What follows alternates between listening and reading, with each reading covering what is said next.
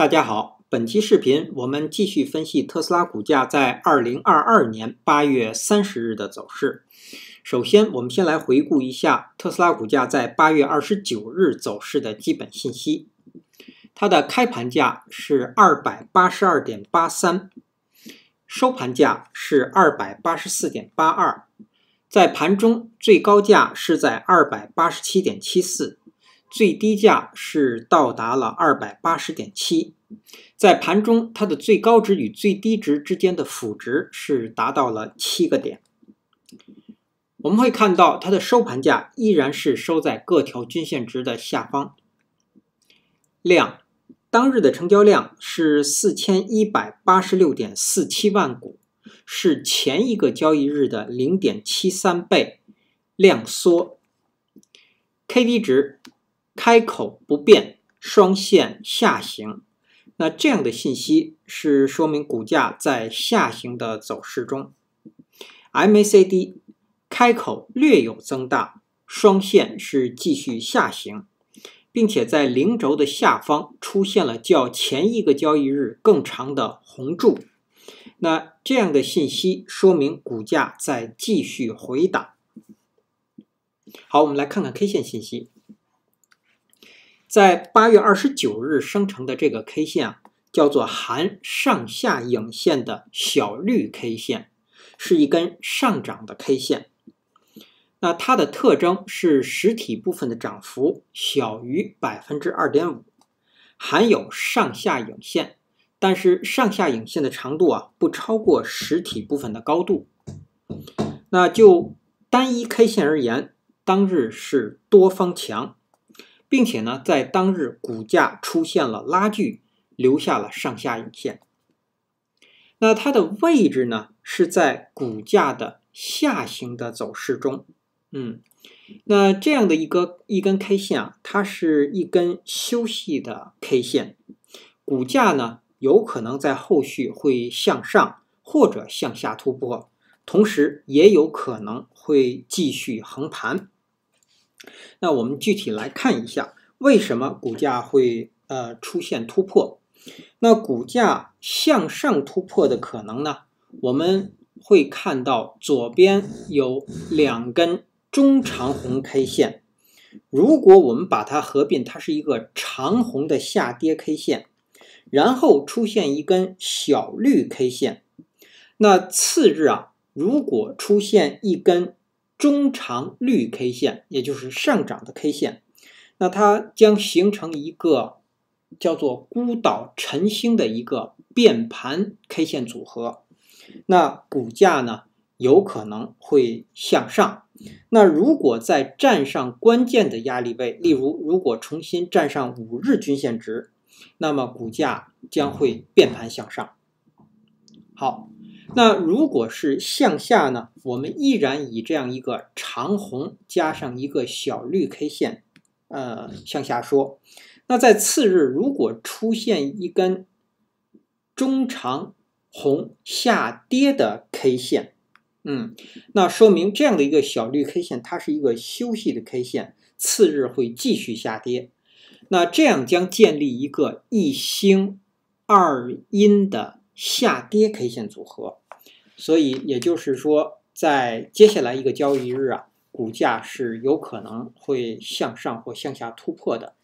当然，如果股价不突破，也有可能会继续出现一根小绿 K 线或者是小红 K 线，那继续等待，然后呢再去突破。好，这是 K 线信息的解读。那接下来我们来分析一下后续股价的走势。我们调出辅助线。那首先我们先来回顾一下前一期视频我们对8月29日股价的预测。那第一个可能呢，股价会出现下跌，收盘价在281。那它的条件是必须是一个低开盘或者是一个跳空的低开盘。那另外一个可能呢，股价会出现反弹，收盘价在295附近。那它的条件是必须是高开盘，并且呢，在盘中股价是不可以跌破287的。实际在8月29日收盘价是在284.82，出现了下跌。那至于我们预测下跌的那个可能的在点位上是有些差别的，但实值是一致的，也就是说收盘价跌破了286这个水平线，也就是跌破了这样一个小的横盘区域。那将为后续的下跌提供了一个条件。好，那接下来我们先来分析股价的下行。对于8月30日，股价下行的目标就是要跌破279，也就是跌破这个自8月9日建立的这样一个在314和279之间的这么一个大的横盘区域，这是它的第一个目标。那然后的目标呢，我们会看到下方是有2号趋势线，它将去跌破2号趋势线。当然在这期间我们会看到还有几个阻力位，也就是支撑位，一个是7月28日的最低是在272，另一个阻力位是当日新生成的50日均线值是在268附近。好，这是股价的下行。那么我们变换一下水平线的颜色，我们把这个颜色变换成观察线的颜色。好的，然后我们再来看股价的反弹。在8月30日，如果股价出现反弹，它的目标将是重新回到4号线，或者说是站上5日均线值。5日均线值是在291附近。我们调整这个水平线，这条水平线呢是我们定义的这个小的横盘区域的下限，现在我们不需要它了，我们把它调整到291。291是8月30日当日新生成5日均线值的上限。好，这是股价如果出现反弹的第一个目标，然后继续向上，将是303。我们说对，303是这一波下跌的 K 线当中的最高。那我们说，如果站上303，才能说股价的反弹成功。否则股价在反弹的过程当中遇到任何的压力而不能继续向上，那股价将会掉头向下。对，好，那么当然，如果股价站上303反弹成功，那上方的目标一定是314。那站上314呢，后续将会出现一波新的上涨行情。好，那我们总结一下，我们先来调整一下水平线，我们把这个红颜色的线删除，对，然后呢，再把这条线变换成一个颜色，变换一下颜色，好的，然后我们再加一条水平线，这个水平线我们加在268，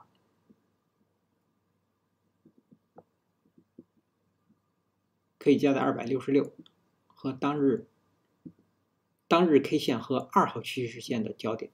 好的，好，我们总结一下，对于8月30日下方跌破了279，会继续下行，目标当然是2号趋势线。那上方如果站上了5日均线值291，才会继续反弹。但是我们会看到，在这个区域啊，压力是非常大的，股价是很容易转折向下的，因为在这个区域啊，是有很大的压力，因为这个空方的力量在这里聚集，也就是说，股价一旦反弹到这个区域呢，还会有空单的介入。但是呢，如果说多方能够克服这个压力，那推动股价继续向上，那股价后续将会反弹成功，然后继续向上。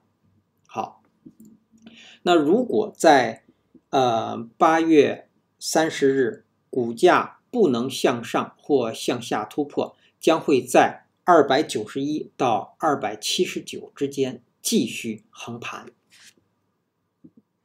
好，那接下来呢，我们再来看看8月30日开盘之后的压力位和支撑位。我们首先会看到上方的压力位有287前高，我们依次来说一下。然后当日新生成的30日均线值289， 4号趋势线和当日 K 线的交点291。然后是当日新生成的10日均线值是在292到294之间，然后是当日新生成的20日均线值是在295一直到296之间，当然，我们说还有当日新生成的5日均线值，我们刚才提到是从287到291。好，那么我们把这些区间啊整合到一起，也就是第一个压力区间是从前高开始287，一直到上方的296，这是上方的第一个压力区间。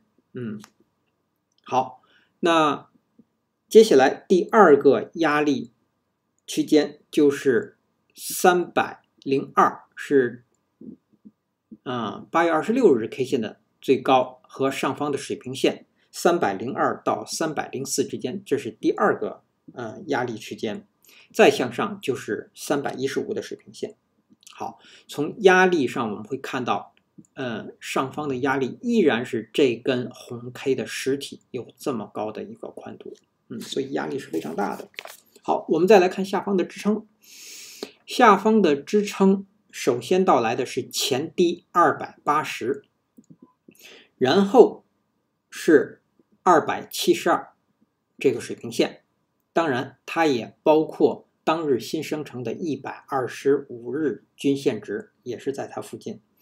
然后接下来的支撑就是266，当日 K 线和2号趋势线的交点到268，当日新生成的50日均线值。